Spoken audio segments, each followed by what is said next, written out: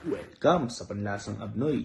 Today ay magluluto tayo ng creamy salted egg with quesong puti pasta.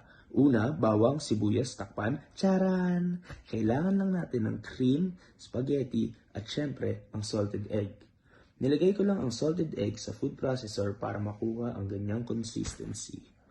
Maglalagay dito tayo ng kesong puti na nakita ko lang sa freezer na sana walang may-ari. Simulan na natin! Naglagay lang ako ng mantika para hindi masunog ang butter. Ginisa ko na rin ang bawang at sibuyas. Pagkatapos ay nilagay ko na ang salted egg.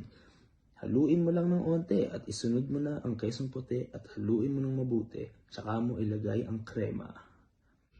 And let it simmer for 5 minutes. And huwag niyo kalimutang tikman.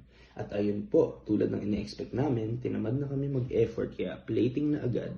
Marami pa kaming ibang nilagay na hindi namin napakita na naging malaking tulong upang sumarap ang dish na ito. So I will recommend this recipe. 10 out of 10. We'll cook again.